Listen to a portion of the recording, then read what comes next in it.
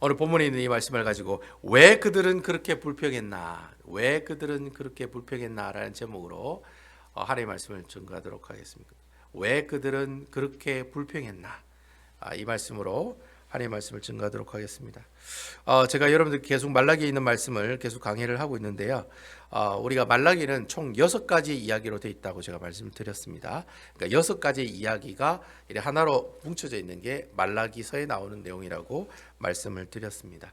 대부분 내용이 어떤 내용으로 되어 있냐면 한 사람이 질문을 하고 한 사람이 대답을 하는 형식으로, 논쟁하는 형식으로 되어 있습니다. 한 사람이 이런 질문을 드리고 한 사람 또 이렇게 대답을 하면 또 한 사람이 반문을 하고 또 그에 대해서 또 한 사람이 설명을 해주는, 이렇게 왔다 갔다 하는 그런 형식으로 되어 있는 책이 바로 말라기서에 나오는 책이다. 제가 여러분들께 계속해서 말씀드리고 있습니다. 그래서 말라기서의 6가지 이야기의 내용이 나오는데 오늘 본문의 말씀은 4번째 이야기의 말씀이 나오고 있습니다. 우리가 지금까지 첫 번째, 두 번째, 세 번째 이야기까지 얘기했습니다. 그래서 오늘은 4번째 이야기인 하나님의 공의에 관한 논쟁에 대해서 이야기해 보도록 하겠습니다. 그러니까 하나님의 의, 하나님의 공의에 관한 그런 논쟁이 있었다는 거죠. 이스라엘 백성들이랑 하나님 사이에 하나님의 공의의 문제를 가지고 논쟁을 벌였다는 거예요.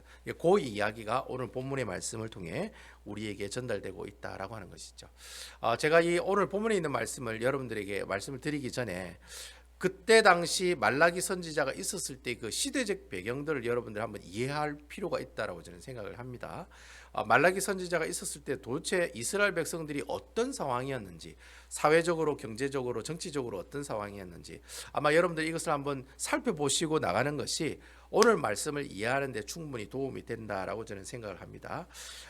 제가 어제 새벽기도 때 잠시 이야기를 여러분께 말씀을 드렸습니다만 여러분 말라기 선지자가 활동하던 시대는 어느 시대냐면은 에스라, 느헤미야 다음에 있었던 시대가 말라기 선지자가 있었을 때였습니다. 여러분 그 수룹바벨이 이스라엘 백성들이 이끌고 1차 포로기환으로 오게 되었죠. 예루살렘에. 그때 오고 난 다음에 한 100년 정도 지나서 그때 말라기 선지자가 나옵니다. 그러니까 처음에 수룹바벨이 이스라엘 백성들이 이끌고 예루살렘에 오고 난 이후에 몇 년? 100년이 지나고 난 다음에 말라기 선지자가 나온다는 거예요. 그리고 이제 느헤미야는 세 번째 이스라엘 백성들을 바벨론 포로에 있는 이스라엘 백성들을 예루살렘으로 돌아오게 하죠.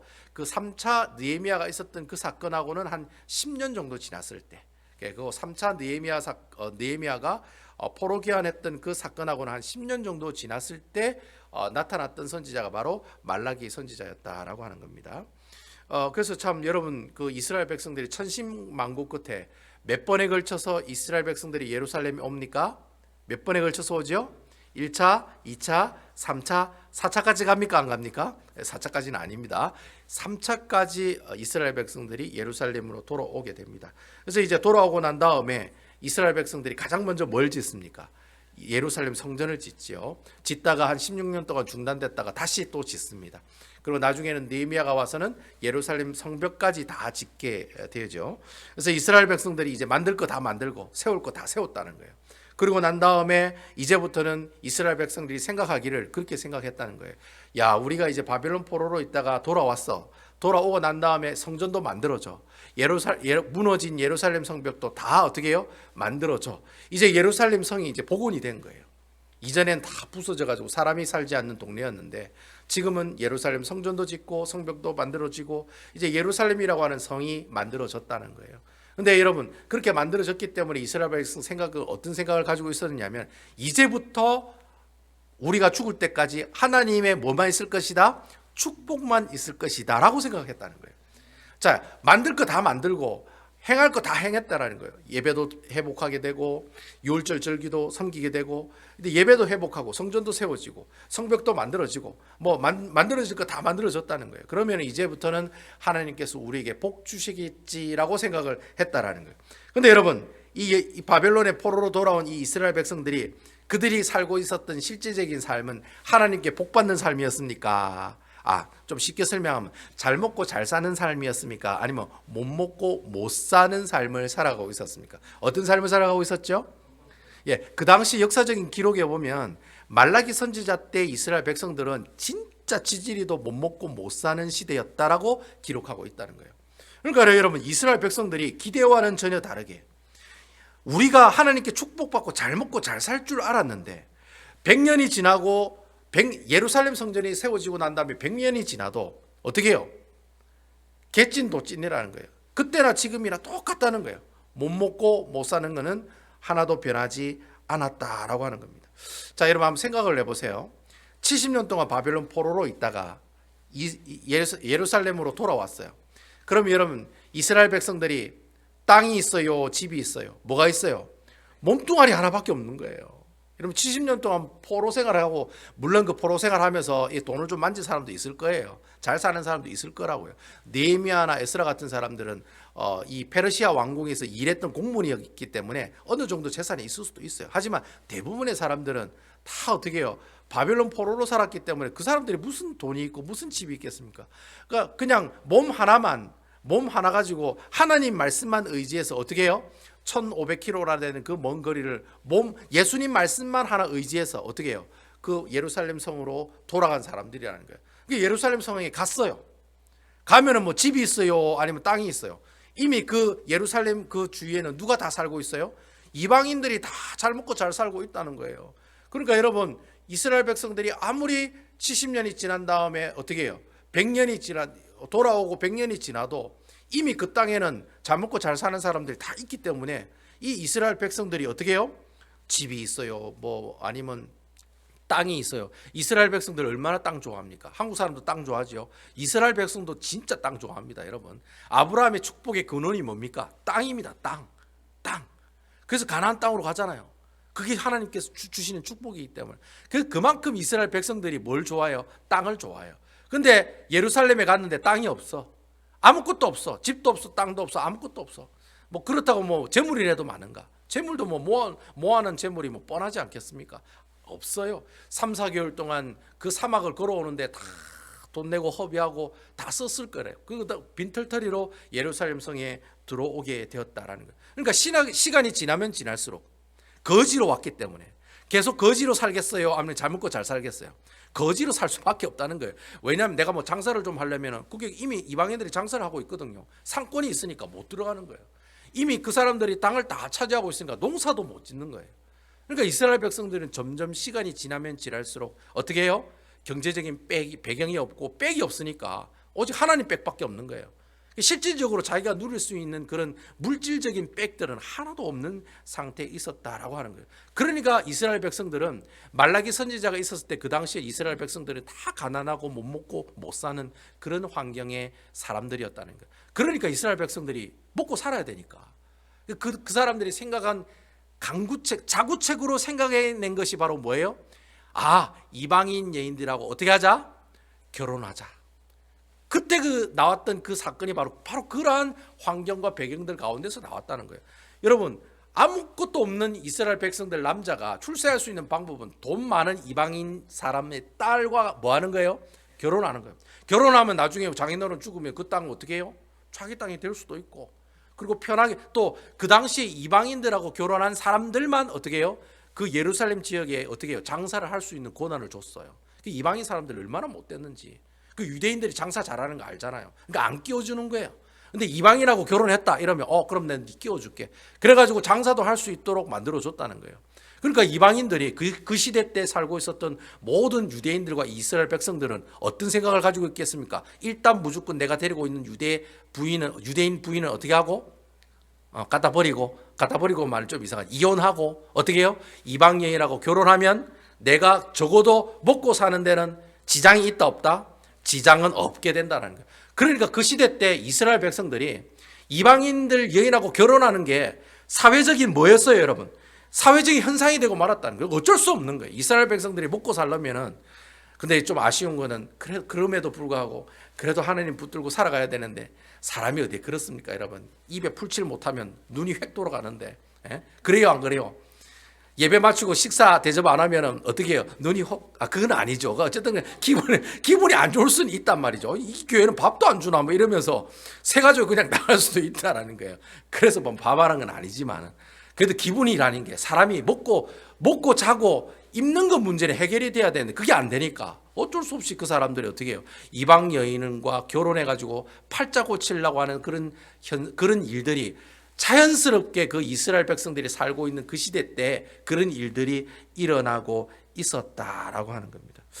그러니까 여러분, 이 계속해서 이제 이스라엘 백성들이 그 유행처럼 유행처럼 막 번지는 거예요. 야, 유대인 부인 버리고 다시 제가 들어라, 다시 결혼해라, 이혼하고 다시 결혼해라. 그런 그 사회적인 현상들, 그 유행이 막 퍼진 거예요. 그런 유행이 그 이스라엘 백성들의 사회 가운데 막 퍼지게 되었다라는 거예요. 그러니까 에스라서에도 보면은 어떤 얘기가 나옵니까? 야, 이방인 여인하고 절대 결혼하면 안 된다. 느헤미야서에도 보면 무슨 얘기가 나옵니까? 야, 이방인 여인하고 절대 결혼하면 안 된다. 말라기서에도 뭐라고 얘기합니까? 야, 이방인 여인하고 절대 결혼하면 안 돼. 그 얘기를 계속해서 이야기하고 있다는 거예요. 왜 계속 이야기하는 겁니까? 너무나도 많은 사람들이 그래 살았기 때문에 그렇게 이야기한다는 거예요. 그러니까 한 번으로 끝나는 게 아니에요. 에스라 시대 때만 끝난 게 아니라 에스라 시대 때도 그 얘기가 있고 느헤미야 때도 그 얘기가 있고 느헤미야가 지나고 난 다음에 말라기 선지자가 있었을 때도 그런 일들이 계속해서 번지고 있었다라고 하는 거예요. 결국 이스라엘 백성들이 하나님 중심의 삶을 살아가야 되는데 먹고 사는 문제에 부딪히면서 어떻게 해요?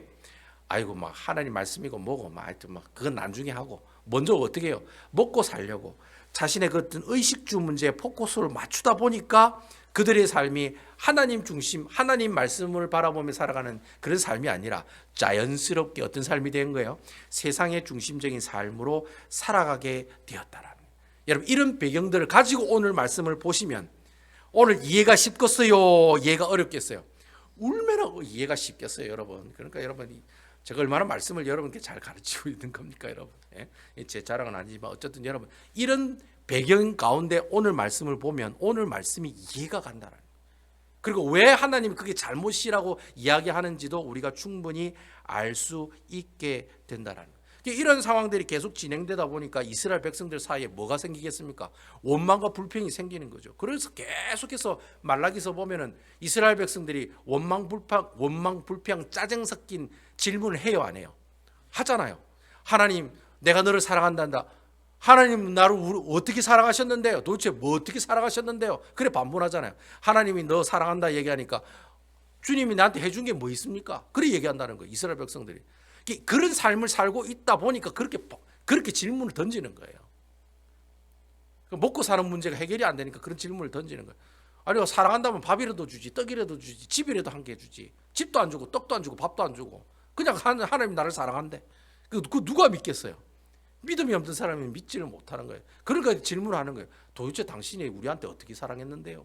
라고 질문을 던질 수밖에 없다는 거예요. 그러면 또 뭐라고 얘기합니까? 하나님, 우리가 어떻게 주의 이름을 멸시했는데요? 하나님께서 막, 야, 너 어떻게 네 예배를 그래 드리냐? 그거 내 이름을 멸시하는 거와 마찬가지다.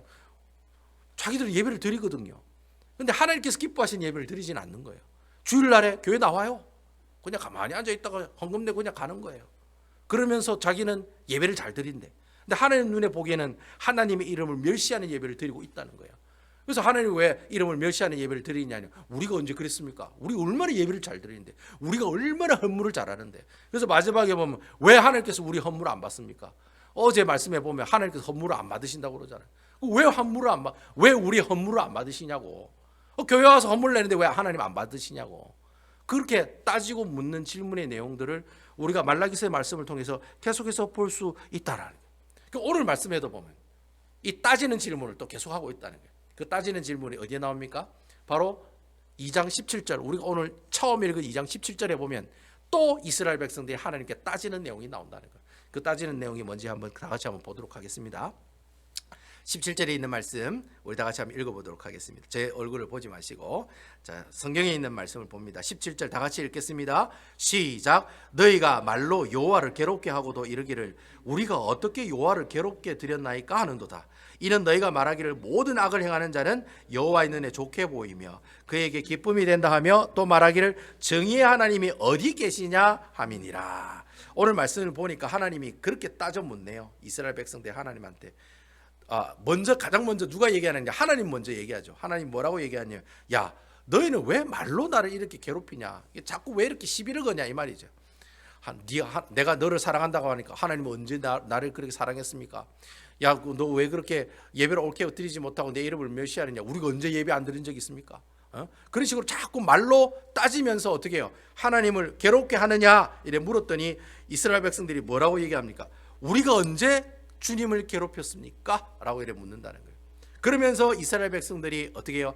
아주 근본적인 질문을 하나님께 드리는 거예요. 뭐라고 드리냐면, 아니 하나님, 이 세상은 왜 이렇게 악한 사람이 많습니까? 예?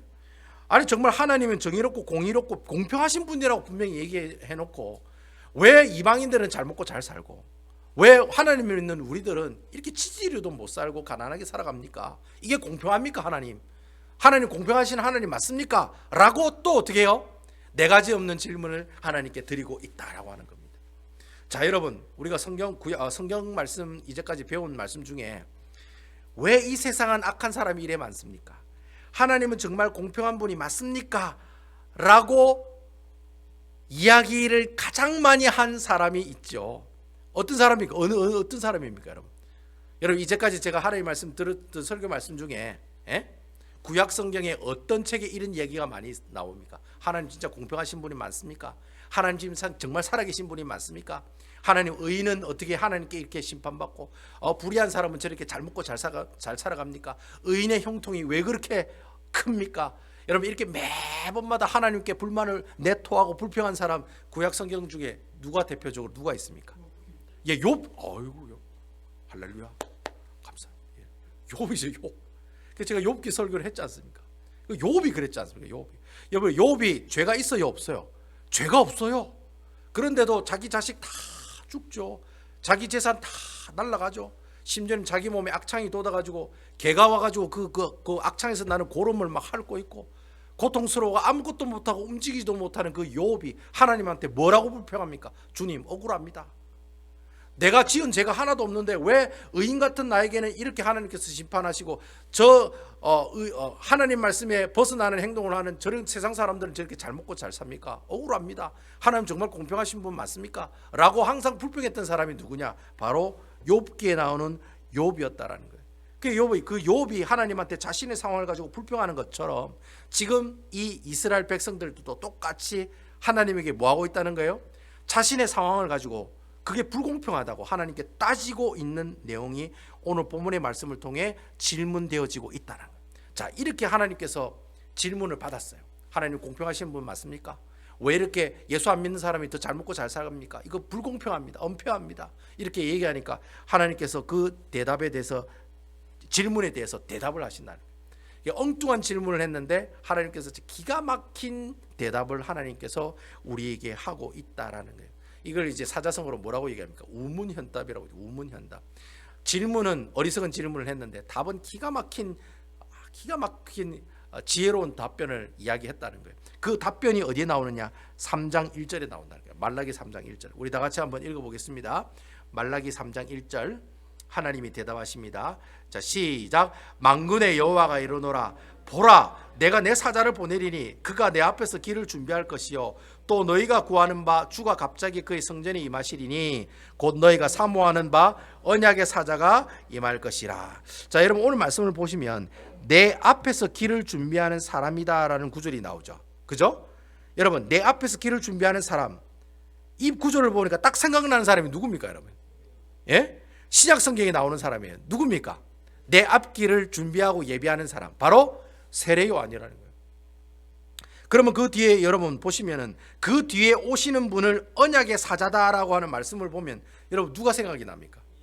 자, 내 앞길을 준비하는 그분 뒤에 오시는 그분은 누구라는 거예요? 누가 생각나요? 바로 예수 그리스도가 생각나는 말씀이다라고 하는 겁니다. 여러분, 이 말라기 3장 1절 말씀은요, 여러분 지금 볼펜 가지고 계시면 밑줄 쫙쫙, 참고표 3개, 당구장 표시 5개, 여러분 형광펜 있으면 노란색으로 쫙쫙 밑줄 꺼야 됩니다. 여러분, 이 내용이 무슨 내용이냐면 구약 성경의 메시아를 예언하는 메시아 예언이 담긴 구절입니다. 그러니까 말라기서에 나오는 메시아가 앞으로 이렇게 되는. 그래서 여러분, 오늘 본문에 누구를 지금 예언하고 있는 겁니까? 세례 요한이라고 하는 사람이 나올 것이라고 예언하고 있고, 세례 요한 뒤에 오시는 그분은 누구예요? 언약의 사자다. 바로 언약의 성취자 되시는 분이 누굽니까? 예수 그리스도예요. 그러니까 말은 안 하고 있지만 세례 요한과 예수에 대해서 이름은 안 나오지만 이 구절을 딱 보면 이 사람은 세례 요한이고 이분은 예수님이다 라는 사실을 우리가 알 수 있다는 거예요. 나중에 여러분 그 말라기서 뒷부분에 보면 이 세례 요한은 누구라고 예언하고 있습니까? 엘리야 선지자라고 예언하고 있는 내용이 나와요. 그 엘리야도 동일하게 누구를 말합니까? 세례 요한을 이야기하고 있다라고 하는 겁니다. 그러니까 여러분 이 말라기 3장 1절은 구약 성경의 말라기서에 나오는 메시아를 예언하는 아주 중요한 말씀이다라는 겁니다. 근데 이 말씀에 예수님께서 말씀하시면서 예수님이 하나님이 정말 공평한 분이 맞아요라고 질문할 때 주님께서 뭐라고 얘기하시느냐면은 이 3장 1절에 있는 말씀 제가 해석하면 그렇게 해석할 수가 있는 거예요. 앞으로 그가 임하시는 날이 오면 너희들이 가지고 있는 그 문제들, 즉 야 하나님이 공평하신 일입니까? 공평하지 않으시는 일입니까? 우리가 왜 이렇게 잘 못 먹고 못 삽니까? 이런 자기들이 가지고 있는 문제들이 있죠. 그런 문제들 때문에 불평하는 그 모든 질문들의 대답을 누가 해주실 것이다? 앞으로 오실 그분이 그 문제를 해결해 주실 것이다. 그렇게 지금 이 말라기 선지자가 이 말씀을 통해 우리에게 이야기하고 있다라는 겁니다. 여러분 2절에 보면은 그가 임하시는 날이라고 하는 단어가 나오죠. 그가 임하시는 날이라는 이 단어는요, 구약 성경에 뭐라고 표현을 하고 있느냐면 여호와의 날이다라고 표현하고 있습니다. 그래서 여러분 구약 성경에 읽다가 여호와의 날에 하나님의 심판이 이렇게 임할 것이며 뭐 이런 내용이 나와요. 스가랴서라든지 여러분 그런 이사야서에 보면은 그런 여호와의 날에 대한 이야기가 많이 나오거든요. 이 여호와의 날이 어떤 날이냐? 하나님이 심판하시는 날을 여호와의 날이라고 성경은 이야기를 한다는 거예요. 자, 그러면 하나님이 심판하시는 날이 여호와의 날이면 그러면 예수님께서 이 땅에 뭐 하시는 날이 심판하는 날입니까? 이 땅에 다시 재림하시는 날이 바로 그 날이 무슨 날이에요? 심판하시는 날이잖아요. 여러분 예수님께서 왜 오시느냐 하면 심판하기 위해서 오는 겁니다. 불심판하시기 위해서 오시는 거예요. 예수 믿는 사람과 안 믿는 사람, 양과 염소, 쭉종이와 열매를 어떻게 해요? 하나님께 곡식과 알맹이를 어떻게 해요? 구분해내는 일을 하시는 것이 예수님께서 이 땅에 오시면 그 일이 일어난다는 거예요. 그래서 보통 이 여호와의 날을 뭐라고 얘기하느냐면 하나님이 심판하시는 날이다. 그래서 그 여호와의 날을 하나님의 심판 날이다라고 이야기를 하고 있다라고 하는 겁니다. 그래서 하나님께서 이런 이야기를 하면서 이 여호와의 날에 관해서 이야기하면서 앞으로 이 여호와의 날에 하나님께서 오시면 두 가지 일을 하신다고 그 뒤에 보면 쭉 이야기하고 있다는 거예요. 2절부터 5절까지가 하나님께서 이 여호와의 날에 오셔서 주님이 오셔서 심판하시는 그 일들 두 가지를 우리에게 이야기하고 있다는 거예요. 그 두 가지 첫 번째는 하나님께서 더럽혀진 그 예배를 어떻게 해요? 깨끗하게 정화시키고 회복시켜 주신다는 거예요.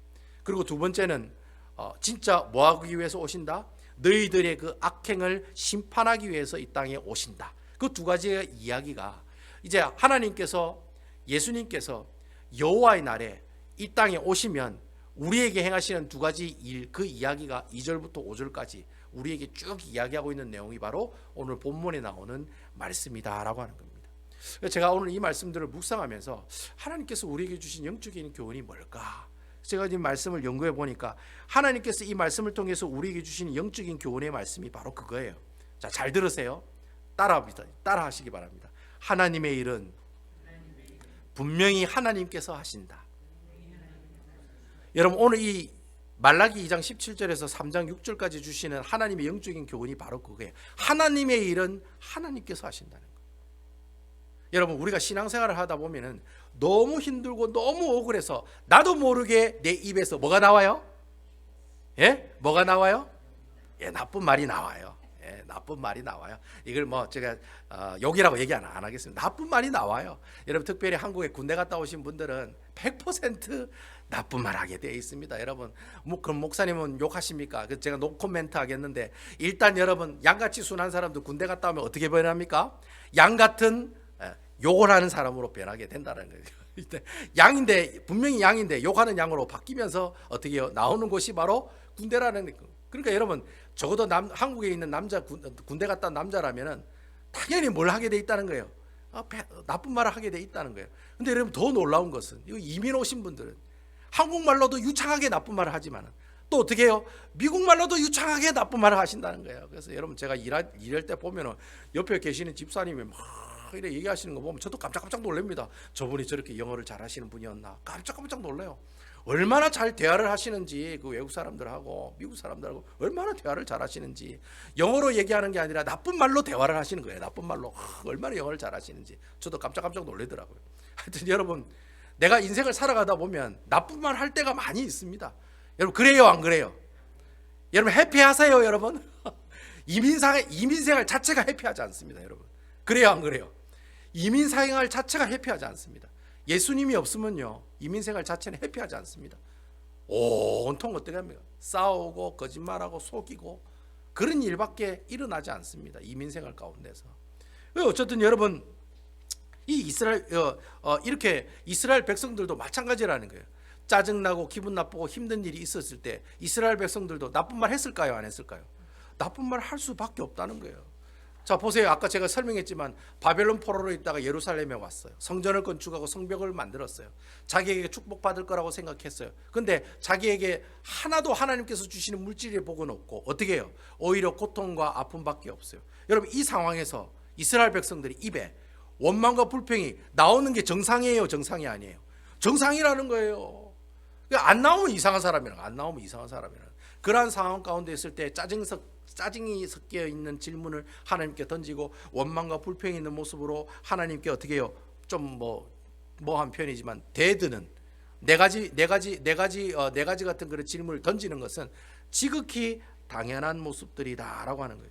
근데 여러분, 하나님께서 오늘 이 주시는 그럼에도 불구하고 오늘 본문의 말씀을 보면은 그럼에도 불구하고 하나님께서 뭐라고 얘기하시느냐면 그래 좋아, 네가 그런 문제를 가지고 그런 불평하고 원망하고 짜증 섞인 그런 이야기를 하지만 나중에 여호와께서 오시는 그날에 주님께서 다시 재림하시면 주님께서 우리 가지고 있는 이 원망 섞이고 짜증 섞이고 불평이 있는 이 문제를 해결해 주셔요? 해결 안 해주셔요? 다 100% 해결해요 안 해요? 해결하신다는 거예요. 여러분 아멘이시죠? 그날이 오면, 주님이 다시 오시면 우리가 가지고 있는 원망 섞이고 짜증 섞이고 불평하는 그 모든 문제들을 누가 해결해 주세요? 주님께서 다 해결해 주신다라는 거예요. 그러니까 여러분, 앞으로 주님이 오시면은 다 어떻게 해요? 다 맡기라는 거예요. 앞으로 주님이 오면 다 해결할 거니까 여러분들이 지금 어떤 문제 때문에 고통당하고 어떤 문제 때문에 불평이 나오고 어떤 문제 때문에 짜증 섞인 그런 모습이 있다 할지라도 그 문제를 해결하시는 분은 누구예요? 여러분들이 아니라 누구예요? 여호와의 날에 오시는 하나님께서 그 일을 해결해 주신다라는 겁니다. 그러니까 여러분들은 어떻게 하시는 겁니까? 여러분들이 가지고 있는 그 원망 섞이고 짜증 섞이고 불평 섞이는 그 일들 어떻게 하라는 거예요? 신경 끄세요. 이제 신경 끄세요. 누구 때문에 우리 교회가 어떻게 됐다는 등 이제 앞으로 그런 얘기 하지 마세요, 여러분. 절대로 얘기하지 마세요. 우리 교회가 어떻다는 등 그 사람 때문에 그렇다는 등 저렇다는 등 절대로 그런 얘기 하지 마세요. 여러분, 그런 걱정 근심 그렇게 욕 나오는 그런 모습들이 있으면 그거 다 간직하고 있다가 누가 해결해 주세요? 주님이 다 해결해 주신다는 게, 주님이 여호와의 날에 딱 오면 잘못할 거 있으면 딱 하나님께서 따끔하게 심판하시고 벌 주시고, 네가 잘했다 네가 못했다 하나님께서 다 결정하시고 심판하신다는 거예요. 그러니까 내가 가지고 있는 그런 고통스러운 문제, 먹고 살지 못하는 문제, 나는 왜 그렇게 가난하게 살아가나요? 왜 저 집사는 항상 하나님께 예수도 잘 못 믿는데 왜 이렇게 축복을 받나요? 여러분, 그런 불평하실 필요가 없다는 거예요. 왜냐? 여호와의 날이 오면 하나님께서 그거 보시고 다 어떻게 하신다?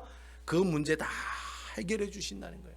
내가 여기서 못 먹고 못 살다가 주의 말씀 붙들고 하나님 말씀 붙들고 눈물 흘리면서 살아갔던 그 모습들 하나님께서 다 기억하시고, 그 여호와의 날에 주님께서 오시면은 잘했다 충성된 종아, 그래 네가 고생했다, 네가 얼마나 힘들었나, 네가 얼마나 상처를 받았니, 네가 얼마나 마음 상했니, 그래 괜찮다 내가 다 보상해 주겠다 라고 하나님께서 어떻게 해요? 우리의 그 아픔들을 다 싸매어 주시고 우리가 가지고 있었던 그 고민들을 다 해결해 주시는 그분이 바로 여호와의 날에 오시는 우리 주님의 모습들이라고 하는 거예요. 그러니까 지금 여러분들이 가지고 계시는 그 불평 불만들 다 어떻게 하시라? 다 주님께 어떻게 해요? 다 맡기시라는 거예요. 수고하고 무거운 짐진 자들아 다 누구에게로 와라? 내게로 와라. 예수 그리스도에게로 와라. 그 고민들 다 주님께 던져 놓으면은 그 던져 놓은 고민 일하시는 분이 누구예요?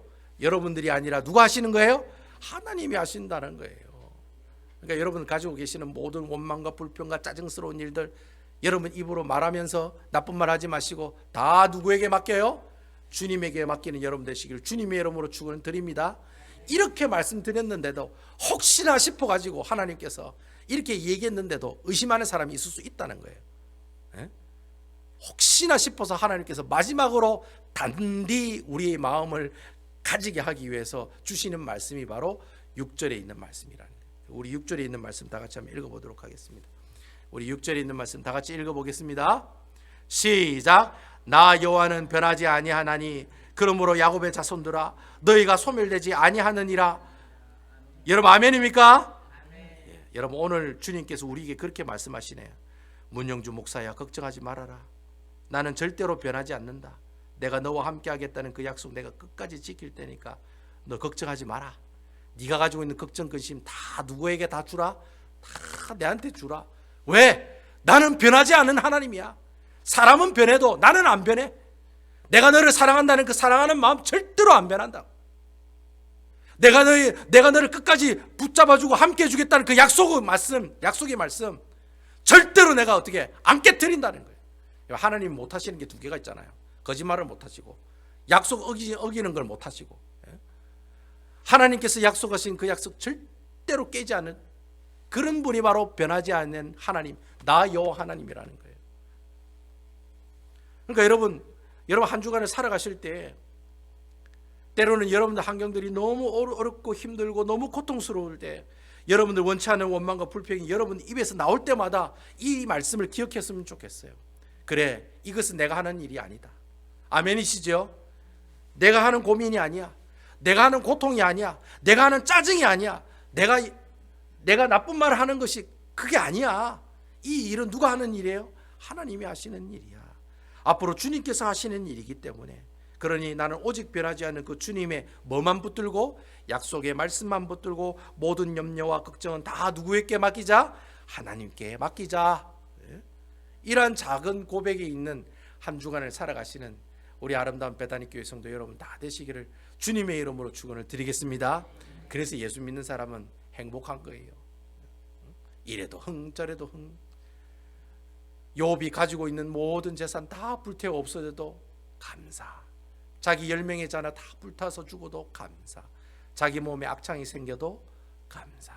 주신 자도 여호와이시요 취하신 자도 주님이십니다. 여러분 이 고백이 지금 오늘 이 말씀을 통해 우리에게 주신 영적인 교훈의 고백이요 말씀이라고 하는 겁니다. 그러니까 여러분 이제 불평하지 맙시다. 이제 원망하지 맙시다. 그리고 짜증 섞인 나쁜 말 하지 말아요. 그거 다 누구한테 맡겨요? 주님께 다 맡겨요. 주님한테 다 맡겨요. 주님이 알아서 하세요. 여호와의 나의 주님이 오실 때 우리가 가지고 있는 문제 주님께서 다 알아서 처리해 주세요. 그렇게 주님께 다 맡겨드리고 오직 우리는 누구를 바라봐요? 믿음의 주여 나를 온전케 하시는 누구를 바라보자? 예수를 바라보자. 그러면 승리하시는 겁니다. 그러면 이기는 거예요. 그러면 그 사람은 어떻게 해요? 하나님께서 기뻐하시는 아름다운 주의 귀한 백성으로 살아갈 수가 있게 된다는 겁니다. 이런 놀라운 축복이 여러분들에게 임하는 모습이 있으시기를 주님의 이름으로 축원드리겠습니다.